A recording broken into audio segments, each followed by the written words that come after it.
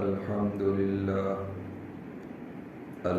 لله نحمده ونستعينه ونستغفره ونؤمن به ونتوكل عليه ونعوذ بالله من شرور أنفسنا ومن سيئات أعمالنا من يهده الله فلا مضل له ومن يضلله فلا هادي له ونشهد أن لا إله إلا الله وحده لا شريك له ونشهد أن سيدنا ونبينا ومولانا محمدا عبده ورسوله أما بعد فقد قال الله سبحانه وتعالى في كلامه المجيد والفرقان الحميد أعوذ بالله من الشيطان الرجيم بسم الله الرحمن الرحيم يا أيها الذين آمنوا إذا تداينتم بدين إلى أجل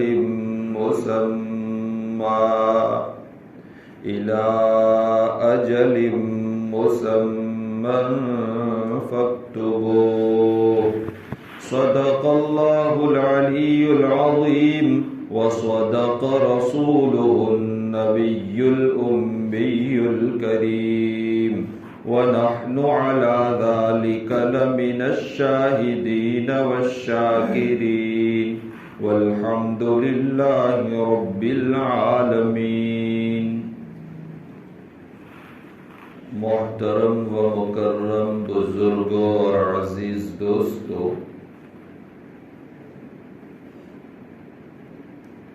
خطبہ کے دوران میں نے جس آیت کریمہ کی تلاوت کی یہ قرض سے متعلق ہے. اس آیت کریمہ کی روشنی میں چند باتیں عرض کرنی ہے.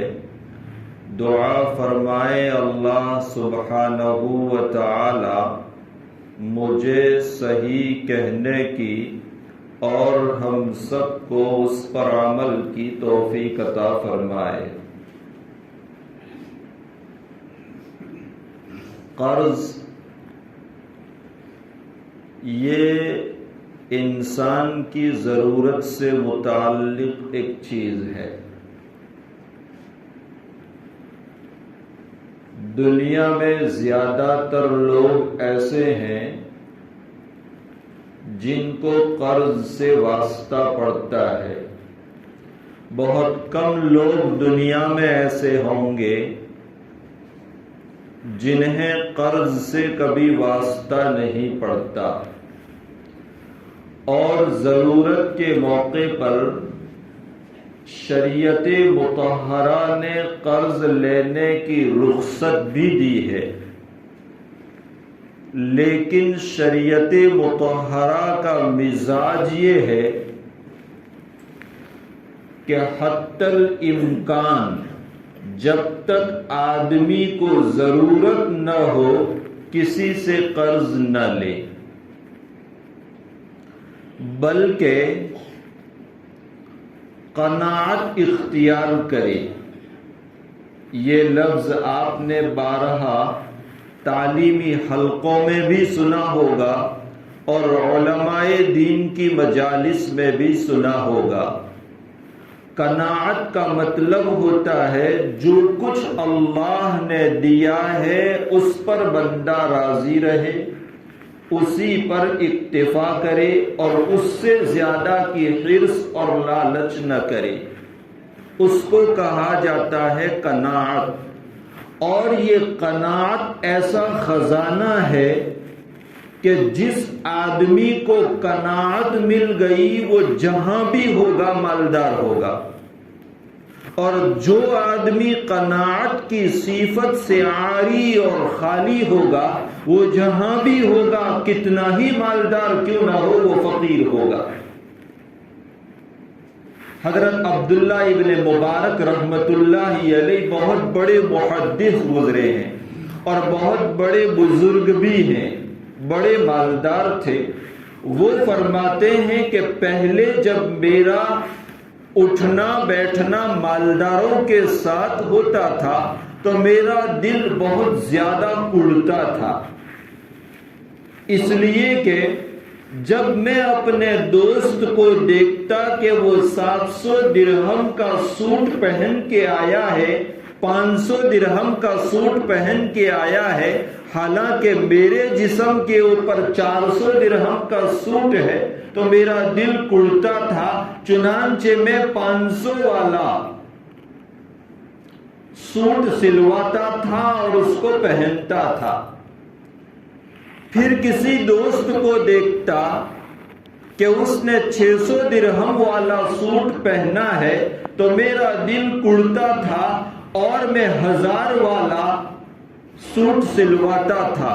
اس طرح میرا دل کڑتا رہتا تھا. لیکن جب اللہ تعالیٰ نے مجھے پلٹایا اور فقراء مساکین کے ساتھ میرا اٹھنا بیٹھنا ہو گیا تو میرے دل کو سکون مل گیا، اس لیے کہ میں دیکھتا تھا کہ ان فقراء کے جسموں پر 200 درہم والا لباس بھی نہیں ہے، جبکہ اللہ تبارک و تعالیٰ نے مجھے 500 درہم والا سوٹ عطا فرمایا ہے.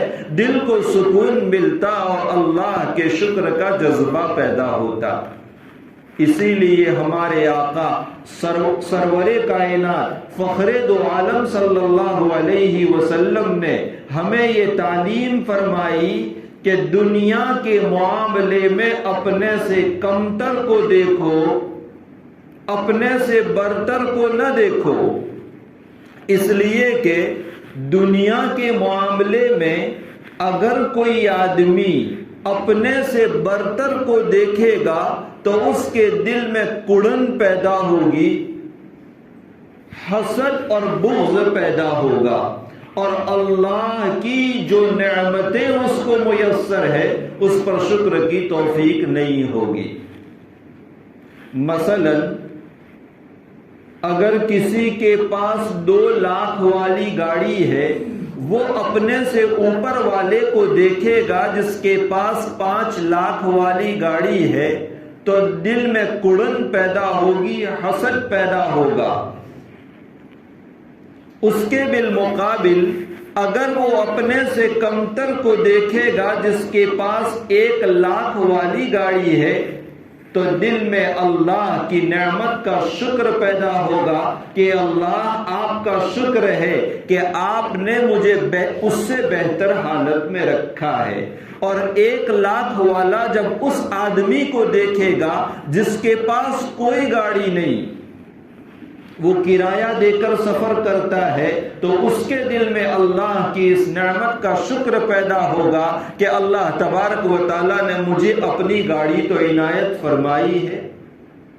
اور دین کے معاملے میں اپنے سے برتر کو دیکھو، اپنے سے کمتر کو نہ دیکھو.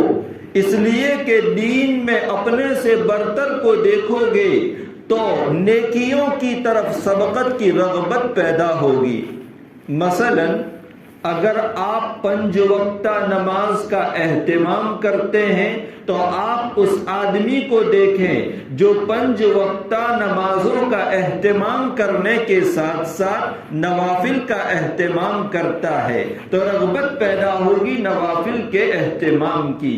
اور جس کو نوافل کا اہتمام کی توفیق مل گئی وہ اپنے سے اوپر کو دیکھے جس کو تہجد کی توفیق مل گئی ہے، جو روزانہ قرآن کے کے 3 پارے تلاوت کرتا ہے تو رغبت پیدا ہوگی تہجد کی اور قرآن مجید کی تلاوت کی. لیکن ہمارا معاملہ برعکس ہے. ہم دنیا کے معاملے میں اپنے سے اوپر والے کو دیکھتے ہیں اور دین کے معاملے میں اپنے سے کمتر کو دیکھتے ہیں. ہم سوچتے ہیں کہ میں 5 وقتہ نماز تو پڑھتا ہوں، فلاں آدمی تو صرف جمعہ پڑھتا ہے، اور جمعہ پڑھنے والا اپنے سے کمتر کو دیکھتا ہے، سوچتا ہے کہ میں ہفتے میں 1 نماز تو پڑھ لیتا ہوں، فلاں آدمی تو سال میں 1 مرتبہ آتا ہے، اور جو سال میں 1 مرتبہ آتا ہے وہ کہتا ہے کہ میں سال میں تو 1 نماز پڑھ لیتا ہوں، فلاں تو عید کی نماز بھی نہیں پڑھتا. اس طرح آدمی رفتہ رفتہ دین سے دور ہو جاتا ہے. اس لیے ہمارے آقا صلی اللہ علیہ وسلم نے ہمیں یہ ہدایت فرمائی کہ دنیا کے معاملے میں اپنے سے کمتر کو دیکھو اور دین کے معاملے میں اپنے سے اوپر والے کو دیکھو. بہرحال میں یہ عرض کر رہا تھا کہ ہمیں قناعت والی زندگی گزارنی چاہیے.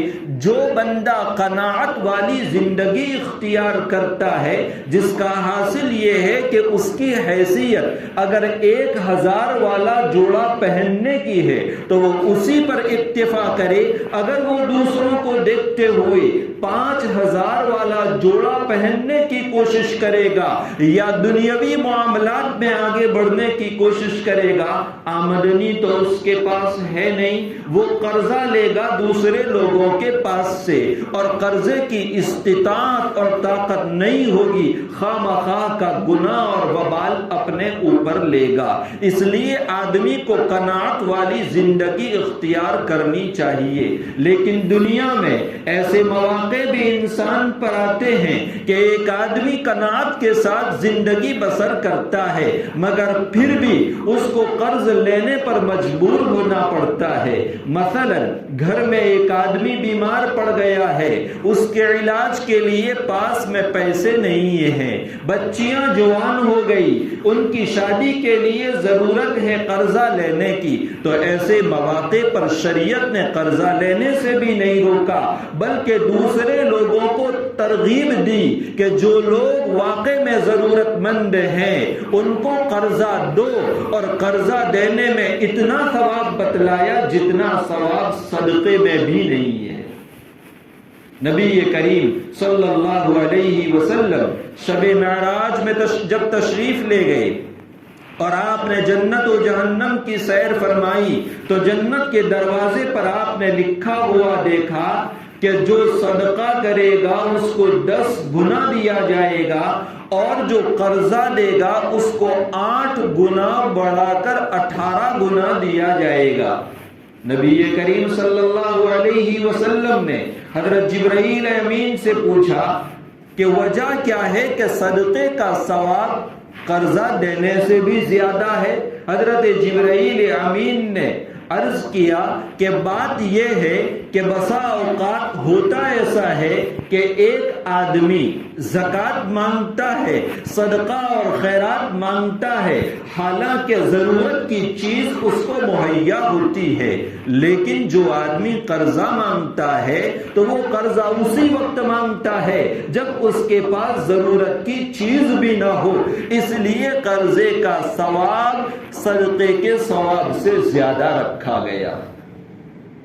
لیکن جو آدمی قرضہ لیتا ہے اس کو بھی چاہیے کہ وقت کے اوپر قرضہ ادا کرنے کی فکر کرے. آج حالات ایسے پیدا ہو گئے کہ لوگ قرضہ لیتے ہیں لیکن وقت پر قرضہ چکاتے نہیں، جس کی بنیاد پر آج لوگوں نے قرضے دینا بھی بند کر دیے. شریعت مطہرہ پر قربان جائیے، اللہ سبحانہ و تعالی نے اور اس کے پاک پیغمبر نے ہمیں زندگی گزارنے کا جو نظام عطا فرمایا ہے وہ اتنا بہترین نظام ہے، عدل و انصاف کے اوپر قائم ہے کہ اگر کوئی بندہ اس کے اوپر چلے تو کوئی کسی کو دھوکہ نہیں دے سکتا، کوئی کسی نقصان میں نہیں پڑ سکتا. جس آیت کریمہ کی میں نے تلاوت کی اس آیت کریمہ میں اللہ سبحانہ و تعالی نے قرض کے احکامات بیان کیے.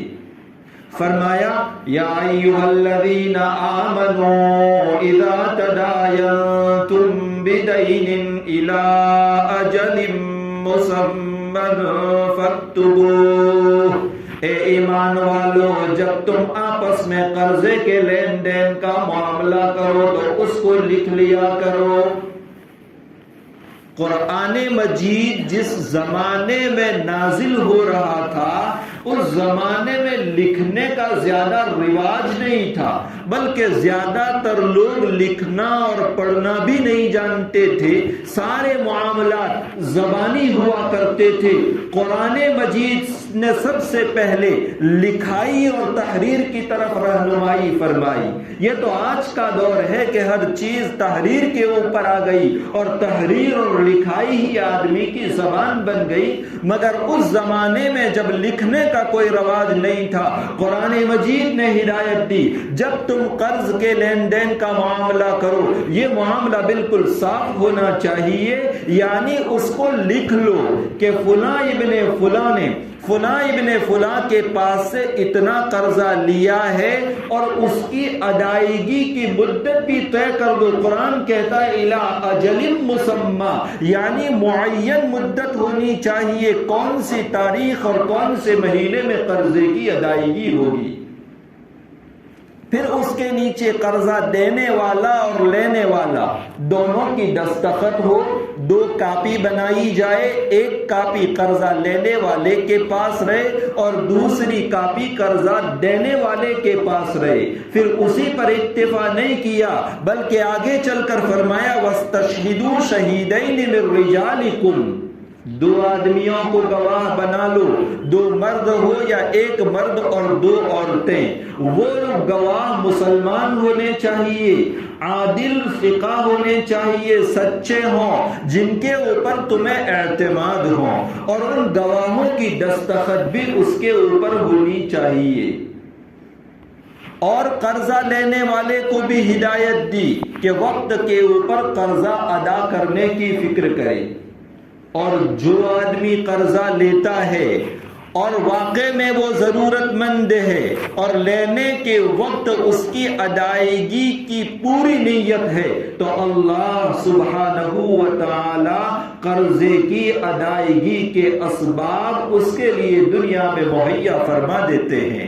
ام المومنین حضرت میمونہ رضی اللہ تعالی عنہا سے روایت ہے، وہ فرماتی ہے کہ جو بھی مسلمان قرضہ لیتا ہے اور اللہ جانتا ہے کہ اس کی نیت وقت پر ادائیگی کی ہے تو اس کے قرضے کی ادائیگی کے اسباب اللہ تعالیٰ پیدا فرما دیتے ہیں. اور جو بندہ قرضہ لے کر نیت یہ رکھتا ہے کہ قرضہ وقت پر چکانا ہی نہیں ہے، چنانچہ جب ادائیگی کی تاریخ آتی ہے تو وہ چھپتا پھرتا ہے اور کسی کا قرضہ ادا نہیں کرتا تو یہ بڑا سنگین معاملہ ہے. اس لیے کہ قرض کا تعلق بندوں کے حقوق سے ہے اور بندہ کتنا بھی گنہگار ہو اگر اس نے حقوق اللہ کو ضائع کیا ہے ہو سکتا ہے کہ اللہ رب العزت اس کو معاف کر دے، لیکن حقوق العباد کے متعلق اللہ سبحانہ و تعالیٰ کا قانون یہ ہے کہ اللہ تعالیٰ اس کو معاف نہیں کریں گے جب تک کہ وہ صاحب حق کا حق ادا نہ کرے یا صاحب حق اس کو معاف نہ کر دے. بلکہ اس سے اوپر کی چیز بتلاؤں، شہید کا مرتبہ کتنا بڑا ہے. اللہ تبارک و تعالی شہید کے بارے میں کیا فرماتے ہیں؟ وَلَا تَقُولُوا لِمَن يُقْتَلُ فِي سَبِيلِ اللَّهِ أَمْوَاتٌ بَلْ أَحْيَاءٌ عِندَ رَبِّهِمْ يُرْزَقُونَ. جو لوگ اللہ کے راستے میں شہید کر دیے جائیں ان کو مردہ نہ کہو، وہ زندہ ہے، ان کو اللہ کی جانب سے رزق دیا جاتا ہے.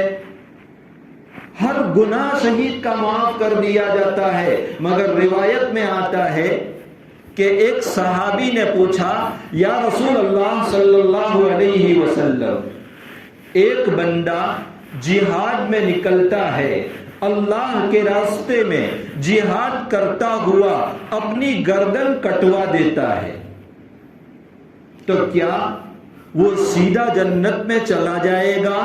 اس کے گناہ سارے کے سارے معاف ہو جائیں گے؟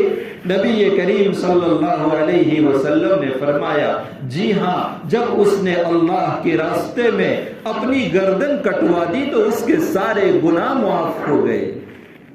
ابھی تھوڑی دیر بھی گزری نہیں تھی، وہ صحابی اس مجلس سے اٹھے بھی نہیں تھے کہ جبرائیل امین وحی لے کر نازل ہوئے اور فرمایا یغفر للشہید الذنوب کلہ الا الدین او کما قال، شہید کے سارے گناہ معاف کر دیے جاتے ہیں مگر قرضہ معاف نہیں کیا جاتا، اس لیے کہ جو بندہ دوسرے لوگوں کے پاس سے قرضہ لیتا ہے یا کسی سے کوئی چیز خرید کر اس کا پیمنٹ باقی رکھتا ہے یا کسی کے پاس سے مزدوری لے کر اس کی مزدوری نہیں چکاتا یا کسی کا حق ضبط کر لیتا ہے، غصب کر لیتا ہے اور اس کے ذمہ حقوق باقی رہ جاتے ہیں، وہ دنیا سے چلا جاتا ہے، تو یہ آدمی حدیث شریف کی روح سے چور ہے اور ڈکیتی کرنے والا ہے، ظلم کرنے والا ہے۔ اسی لیے تو روایات میں آتا ہے حضرت کہ نبی کریم صلی اللہ علیہ وسلم کے سامنے جب کوئی جنازہ لایا جاتا تھا، آپ پہلے دریافت فرماتے تھے کیا اس کے ذمہ قرضہ ہے؟ اگر قرضہ نہ ہوتا حضور اس کی نماز جنازہ پڑھاتے، اگر قرضہ ہوتا آپ نماز جنازہ بھی نہیں پڑھاتے تھے، اس لیے کہ جو قرضہ لے کر اس دنیا سے گیا ہے وہ قرض خواہ کے اوپر ظلم کر کے گیا ہے، اور جس کی نماز جنازہ حضور نے پڑھا دی وہ نجات پا گیا۔ آپ صلی اللہ علیہ وسلم کسی کے ظلم کا سبب بننا نہیں چاہتے تھے، اس لیے اس کی نماز جنازہ بھی نہیں پڑھاتے تھے۔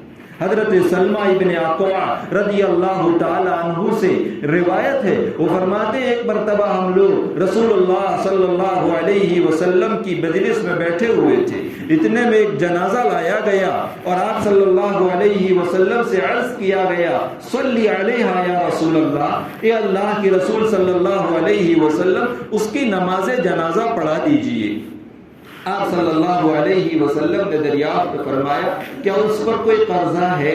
لوگوں نے کہا نہیں۔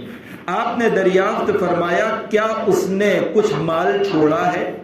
لوگوں نے کہا نہیں۔ آپ صلی اللہ علیہ وسلم نے اس کی نماز جنازہ پڑھا دی۔ دوسرا جنازہ لایا گیا اور عرض کیا گیا صلی علیہا یا رسول اللہ، اے اللہ کے رسول اس کی نماز جنازہ پڑھا دیجئے۔ تو آپ صلی اللہ علیہ وسلم نے دریافت فرمایا کیا اس کے اوپر قرضہ ہے؟ لوگوں نے کہا ہاں 3 دینار قرضہ ہے۔ آپ صلی اللہ علیہ وسلم نے دریافت فرمایا ہل ترک شیئا، کیا اس نے کچھ مال چھوڑا ہے؟ لوگوں نے عرض کیا ہاں چھوڑا ہے۔ آپ نے اس کی نماز جنازہ پڑھا دی۔ تیسرا جنازہ لایا گیا اور آپ سے عرض کیا گیا یا رسول اللہ اس کی نماز جنازہ پڑھا دیجئے۔ آپ صلی اللہ علیہ وسلم نے دریافت فرمایا حل علیہ دین، کیا اس پر قرضہ ہے؟ لوگوں نے عرض کیا جی ہاں یا رسول اللہ صلی اللہ علیہ وسلم۔ پھر آپ نے دریافت فرمایا حل ترک شیئا، کیا اس نے اپنے پیچھے کچھ مال چھوڑا ہے؟ اس لیے کہ آدمی جب مر جاتا ہے اور جو مال چھوڑ کے جاتا ہے سب سے پہلے اس کی تجہیز اور تکفین کا خرچہ نکالا جاتا ہے اور اس کے بعد اس مال سے قرضہ ادا کیا جاتا ہے، چاہے سارا مال قرضے کی ادائیگی میں خرچ ہو جائے۔ تو آپ نے فرمایا کیا اس نے کوئی مال چھوڑا ہے؟ لوگوں نے عرض کیا نہیں۔ تو آپ نے فرمایا صلو علی صاحبکم، تم اپنے ساتھی کی نماز جنازہ پڑھ لو، میں اس کی نماز جنازہ نہیں پڑھاتا۔ ایک صحابی حضرت ابو قتادہ نے عرض کیا صلی علیہا علی دینہ، اے اللہ کے رسول اس کی نماز جنازہ پڑھا دیجئے، اس کا قرضہ میرے ذمہ ہے۔ اس کے بعد اللہ کے رسول صلی اللہ علیہ وسلم نے اس کی نماز جنازہ پڑھائی۔